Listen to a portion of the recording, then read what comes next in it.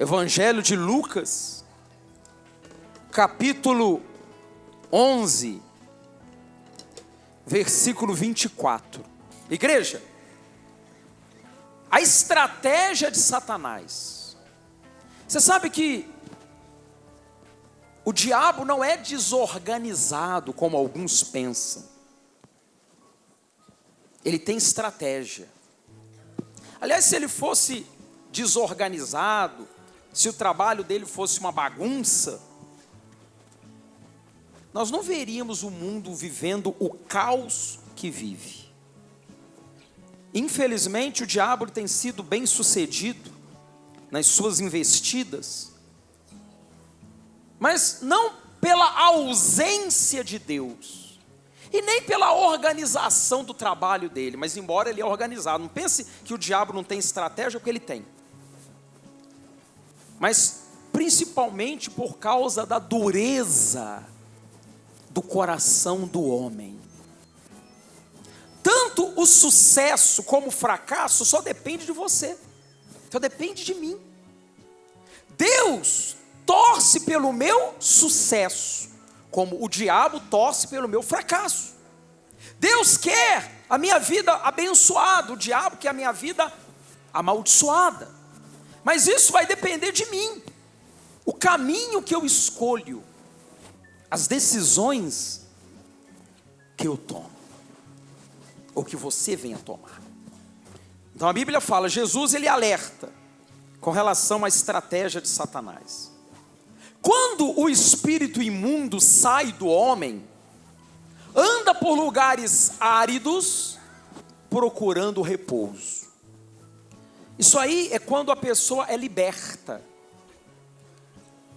Por exemplo, agora pela manhã, muitas pessoas foram libertas das doenças, das enfermidades, das pragas. E nós temos aqui muitos que já foram libertos.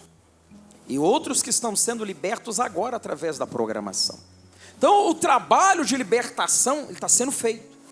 E os espíritos que ocasionam o sofrimento, a dor, o desespero, eles estão sendo arrancados da vida das pessoas. Só que quando ele sai, a Bíblia diz que ele vaga por lugares áridos. E não achando o repouso, diz: voltarei para a minha casa de onde saí. Ou seja, o corpo da pessoa. E tendo voltado, a encontra varrida e ornamentada. Quando uma casa está varrida, significa que a casa está o quê? Limpa. Ou seja, o trabalho de Deus, ele limpa a vida da pessoa. Do tumor, da enfermidade, da miséria, das angústias. Ele limpa. Ornamentada. Você já viu quando vai ter um casamento na igreja? Normalmente os noivos, eles ornamentam a igreja, ou seja, enfeitam a igreja, preparam a igreja, para que ela fique bela. O trabalho de Deus é belo, gente. O trabalho de libertação é maravilhoso. A pessoa é como se ela fosse uma nova criatura. Sabe, é uma vida nova. A libertação transforma completamente a vida da pessoa. Só que aí vem, após a libertação, após o milagre, a vitória, vem um outro trabalho que é mais importante, que é o trabalho da conversão da pessoa. É aí que entra o porém. Não adianta você ser curado do câncer, você cego enxergar, você pobre sair da miséria, prosperar, se a presença de Deus não estiver dentro de você. Esse espírito maligno do qual a Bíblia fala, ele resolveu voltar para a casa de onde ele saiu. E lá a palavra diz que ele encontrou a casa como? Varrida e ornamentada. Mas ela estava vazia. Embora limpa, estava como? Vazia. Já viu esse movimento dos sem teto que tem por aí? que eles invadem apartamentos, casas. Eles olharam assim, viu que a casa está vazia, não tem ninguém, aquele apartamento também, aquele bloco ali foi construído, eles invadem. Depois a justiça tem um trabalho danado, porque aí vem os donos pedindo reintegração de posse, mas aí como é que vai tirar? Porque eles já entraram com a família, entrou com o filho, o marido, o papagaio, o cachorro, o porco. Até porco, eles estavam fazendo um chiqueiro dentro do apartamento lá, criando um porquinho lá. Aí entra com a família toda, todo mundo lá, como é que tira? Difícil. Eles não entram sozinhos, ele entra, leva todo mundo. Então, o espírito maligno, o que ele faz, diz a palavra? Então, vai e leva consigo outros 7 espíritos piores do que ele. E entrando, habitam ali. E o último estado daquele homem torna-se pior do que o primeiro. Então isso quer dizer que a situação ficou pior? Piorou. Deus libertou, curou, transformou, mas a pessoa não buscou a presença dele. Milagres são muito importantes? São. Chamam a atenção e fazem um bem muito grande na vida daquele que é beneficiado. Mas isso aí só isso não é o bastante, gente. Porque o diabo que saiu, o demônio que saiu, a doença que saiu, o mal que saiu, quer voltar. Isso vale para você, vale para mim, vale para todos nós. Um dia eu fui liberto também.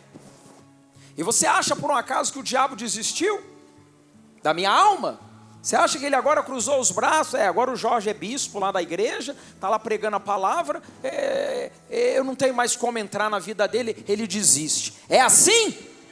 É desse jeito? Claro que não. É lógico que não. Eu que não abro o meu olho para ver. Eu que não busco a Deus para ver.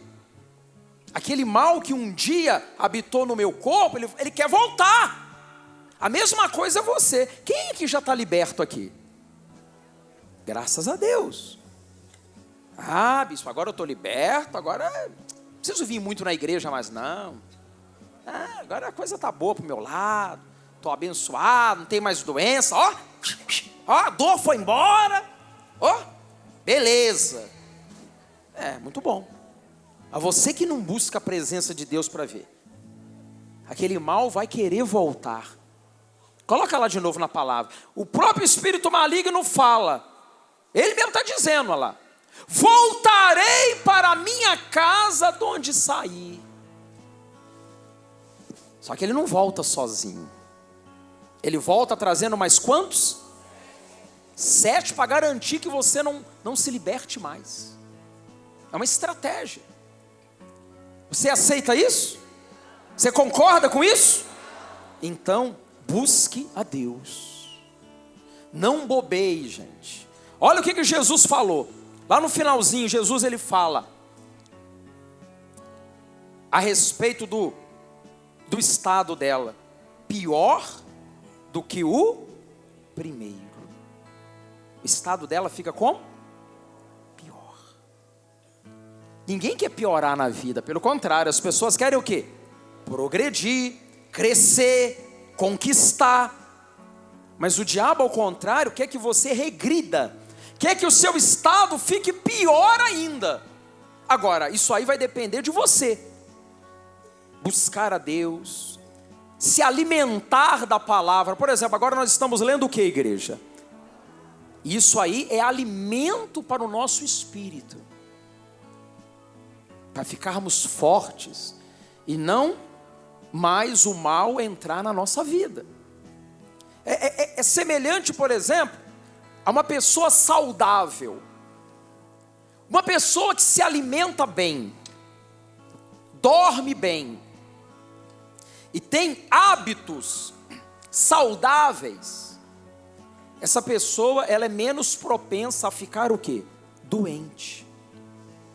Agora a pessoa não se alimenta direito, não tem hora para comer, dorme mal, não tem hábitos saudáveis. É natural que essa pessoa vá ficar o quê? Doente. Ela é uma porta aberta para um vírus, uma bactéria, um germe. Fatalmente ela vai cair doente. Então a mesma coisa é a vida espiritual.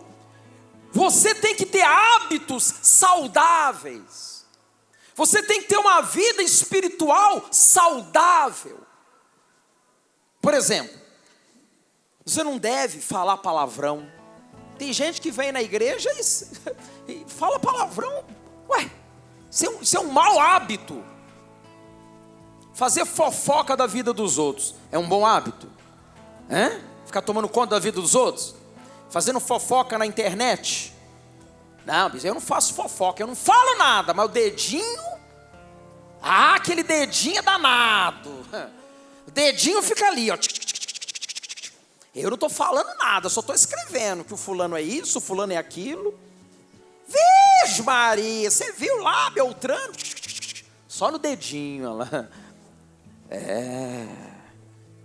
Cuidado com esse dedinho aí, hein?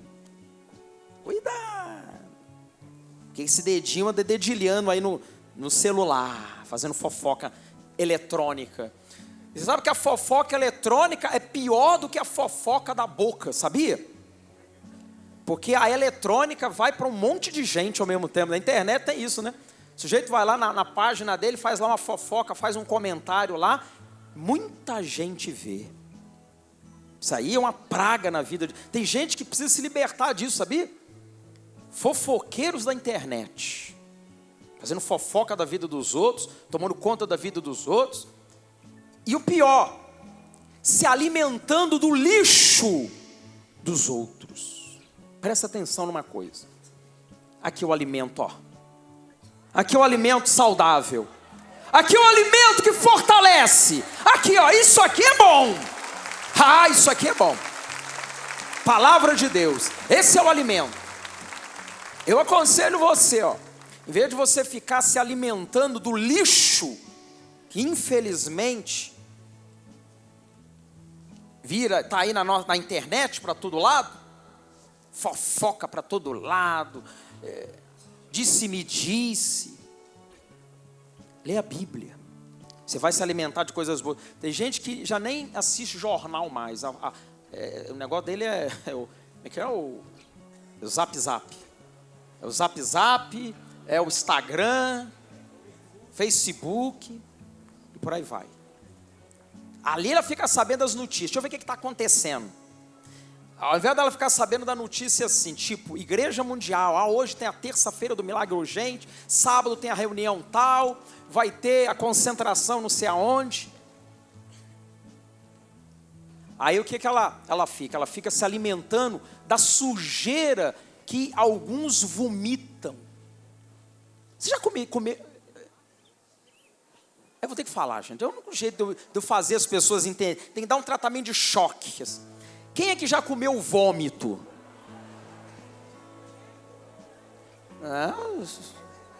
Que isso, bispo?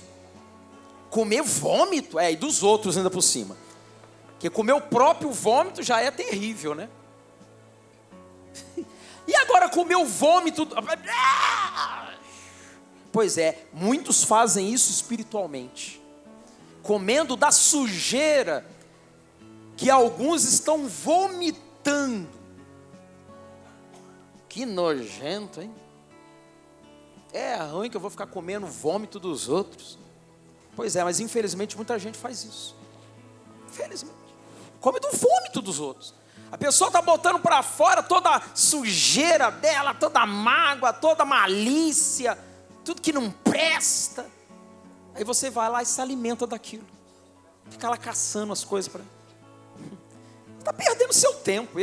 Você acha que eu perco meu tempo com isso? É ruim, hein? Eu gasto o meu tempo com coisas úteis, bons hábitos, coisas saudáveis, porque eu quero a minha vida saudável. Para que eu vou ficar querendo saber da vida dos outros? Eu tenho que saber da minha vida com Deus. Minha vida com Deus. Então o diabo trabalha nesse sentido. Aí Jesus estava falando isso. Aí coloca lá na palavra que o pastor achou ali. Essa palavra é interessante. Olha o que a Bíblia diz. Quem quer amar a vida e ver dias felizes, quem quer isso? Você quer amar a vida? Quer ver dias felizes? Olha lá. Refreie a língua do mal e evite que os seus lábios falem dolosamente. Então, melhor coisa que tem é não falar nada, gente, do que falar mal dos outros, criticar. Isso aí é o que mais tem.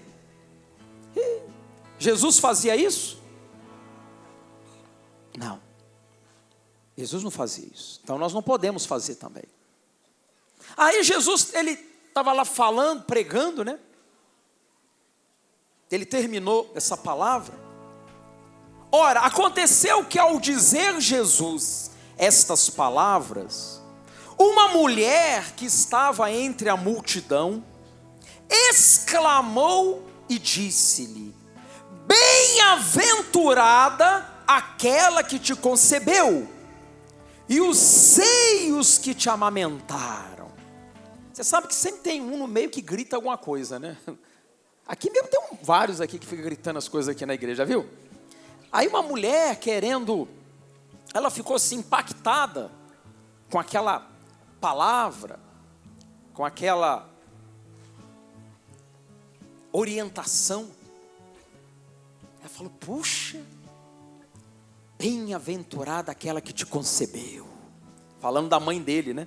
Enaltecendo a Jesus, mas não de uma forma correta. E bem-aventurados os seios que te amamentaram. Tal. Mas aí Jesus disse o quê? Ele, porém, respondeu: antes, bem-aventurados são os que ouvem a palavra de Deus e aguardam. Jesus foi profundo nisso, porque aquela mulher falou: a sua mãe deve ser muito feliz. Ter um filho assim, eu queria ter um filho assim também. Em outras palavras, né? Você sabe que todo pai, toda mãe, quando tem um filho bem sucedido, um filho bacana, um filho que, sabe, dá alegrias, aquele pai, aquela mãe se sentem muito felizes, não é verdade? Todos nós queremos que os nossos filhos, e ficamos felizes ao vê-los bem-sucedidos. Mas Jesus falou que naquele caso, mais feliz do que a mãe dele, serão aqueles que, ao ouvirem a palavra de Deus, guardarem essa palavra. Por exemplo, você que está aqui ouvindo agora, e você que acompanha a programação, Jesus está dizendo que se você guardar essa palavra, você é mais bem-aventurado do que Maria, que foi a mãe dele. Olha que coisa. E olha que Maria foi uma mulher extraordinária. Vocês duvidam disso, gente? Vocês acham que Maria foi escolhida a dedo? Foi. Deus escolheu Maria. Ela foi escolhida a dedo. E certamente, pelas virtudes dela, certamente pelo temor, porque ela ia criar, ia cuidar do Salvador do mundo. Você acha que foi qualquer mulher? Negativo. Ela foi escolhida a dedo, foi preparada para isso. Mas Jesus chega a dizer que mais bem-aventurado do que ela é você se guardar a palavra de Deus. Olha que coisa. Olha a importância que tem você guardar a palavra. Isso é mais importante que o próprio milagre, gente. Porque sem a palavra não existe milagre. O milagre só existe por causa da palavra. O que provoca o milagre é o que, igreja? A palavra. Na hora que você estiver num aperto, numa situação difícil, o que vai sustentar você é a palavra. O que vai dar forças a você para enfrentar é a palavra que você tem recebido. Porque que alimenta a fé é a palavra. A Bíblia diz que a fé vem pelo ouvir e ouvir a pregação da palavra de Deus. Então sem a palavra não tem fé. E sem fé não tem vitória. Sem fé ninguém se liberta. Sem fé ninguém prospera. Sem fé o homem não é bem-sucedido. Aliás, sem fé é impossível agradar a Deus. É impossível, igreja. Impossível. Então, se eu não tiver fé, não, você não vai agradar a Deus. E como é que eu faço para ter fé? A palavra. O que alicerça a fé do homem é o quê? A palavra. Ela é fundamental. Mas essa palavra, é necessário ela estar aqui, ó. No coração. No coração. A leitura da Bíblia, ela traz um benefício muito grande quando você permite que ela entre no seu coração. Por exemplo, está quase na hora do almoço. Normalmente vai dando a hora do almoço, a gente vai ficando com o quê? Com fome, né? Aí eu levo você aqui na melhor churrascaria de São Paulo. Aí eu levo você lá para almoçar comigo lá. Mas eu falo assim, ó, você vai ficar só observando aqui a comida, tá? Você senta aí, e vários tipos de carne vão passar por aqui, ó. Você fica observando, tá? Aí chega lá aquela picanha, que o sujeito encosta o facão, ela vai escorrendo assim, desce assim suave, que é uma manteiga. Aí vem aquela alcatra, aí vem a maminha, vem o filé mignon. Aí fora isso vai passando lá os outros apetrechos lá, aí você fica só olhando. Aí eu falo assim, agora vem cá, vamos ali no buffet ali, ó, vem cá, olha aqui, olha essa salada, olha esse arroz carreteiro, arroz birubiru, arroz com brócolis, sei lá. Olha que coisa, aí você olha assim, que beleza, tá olhando? Continua olhando então. Ó, tem isso, tem queijo aqui, vários queijos. Aí você vai olhando e fala, peraí, não, você só vai olhar. Você vai sair dali satisfeito? Muita gente faz a mesma coisa, só olha a palavra, mas não deixa ela entrar. Você só vai ficar satisfeito quando você comer a picanha, quando você morder na alcatra, quando você ingerir o alimento, você vai sentir o sabor dele. A mesma coisa é a palavra. Não adianta você ler a palavra ou ouvir a palavra se você não saborear a palavra. É isso que eu quero que você faça agora, que você saboreie a palavra de Deus, que você sinta o sabor, que você se alimente disso, igreja, para você ficar forte. Aí o diabo não vai ter vez, aí a estratégia dele vai fracassar, porque você não apenas é um ouvinte. Aliás, tem uma palavra na Bíblia que fala, né? Sobre aquele que ouve e não pratica.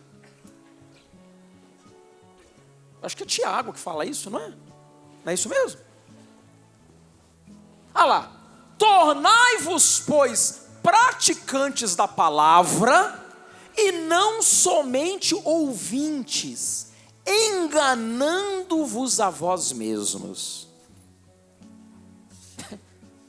Quem é que é enganado? A própria pessoa. Você está aqui agora, você está em casa, ouvindo a palavra, até concordando com ela, mas não pratica. Você está se enganando. Você está se enganando. É um engano. Ouve, mas não pratica. É a mesma coisa do exemplo que eu dei. Vê a comida, mas não come. Está lá vendo lá a carne, está lá vendo lá, tudo maravilhoso, tempero extraordinário, o cheiro então, mas não come, não terá benefício nenhum. Alguém enche a barriga com o cheiro, gente? O aroma. Tem certos alimentos que tem um aroma, um cheiro extremamente agradável. Dá água na boca, não dá? Mas se você não comer, só o cheiro não vai encher, nem encher, satisfazer, né? A palavra de Deus, ela enche a barriga? Hein? Não, ela satisfaz, é diferente. Você vai ali no Escorrega Lá Vai 2, lá no Barriga Cheia, lá em Brasília tinha um restaurante chamado Barriga Cheia. Você vai lá no Barriga Cheia, aí você enche a barriga. As lombrigas agradecem, mas não significa que você está satisfeito. Uma coisa é a pessoa, ei fulano, está satisfeito com a barriga cheia? Não, barriga cheia é guludiça, é glutonaria. A pessoa tem que comer e ficar como, igreja? É chique isso, aprenda isso, ó. E aí fulano, estou com a barriga cheia. Não é assim não. Você tem que ser uma pessoa fina, elegante, entendeu? Você está como? Satisfeito. A palavra de Deus satisfaz. Ela não é um prato para encher a barriga. Não. Ela satisfaz o homem. Porque esse negócio de encher a barriga é doutrina. Doutrina de homens. Isso enche a barriga. Tem gente que gosta desse negócio de doutrina, de estudo, de não sei mais o que. Ele fica empaturrado da palavra. Mas não está satisfazendo, porque se você não pratica, não adianta nada. Absolutamente nada. É por isso que aí eu volto lá no início da pregação, quando Jesus fala, quando o espírito imundo sai do homem. Você sabe que o diabo é assim. Ele é persistente. Ele é persistente. Ele não desiste das pessoas. Então, uma vez que ele saiu, ele quer o quê? Voltar. Você vai deixar ele voltar? Hã? O diabo, ele é um ladrão, a Bíblia fala. E o ladrão normalmente não entra pela porta, entra, igreja? Ladrão entra pelo telhado, pela janela. Ele não entra pela porta.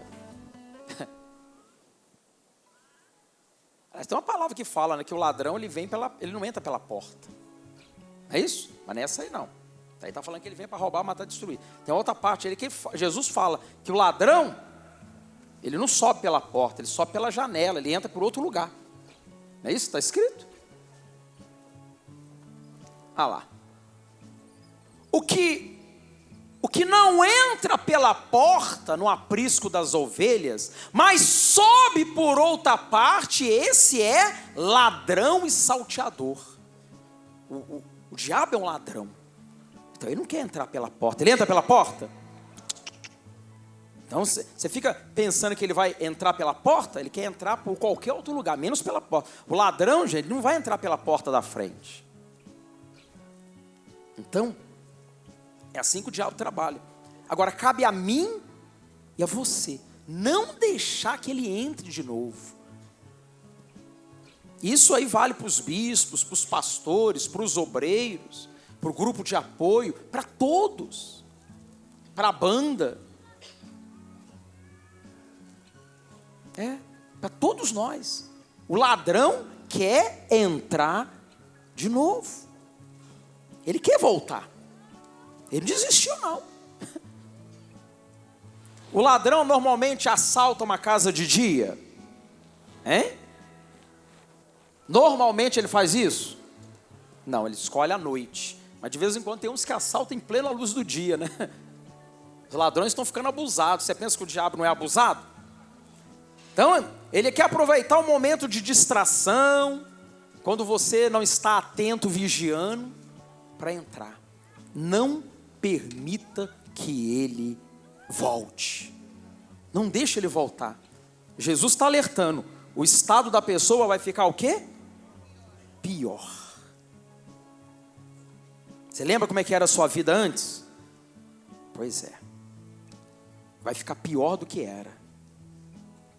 Eu lembro como é que era a minha. Lembra como é que era a sua? Você lembra? Então. Não era boa, não era. Ah, bispo, eu era muito doente. Pois é, vai ficar pior. Ah, eu vivia numa miséria. Vai ficar pior. Ah, minha família estava destruída. Pois é, não vai sobrar nem família mais. Então as pessoas têm que ter temor. Você tem que temer isso, gente. Não, Isso aí não vai acontecer comigo, bispo. Pois é, então cuida para que não aconteça. Quem entendeu a palavra? Vocês entenderam, gente?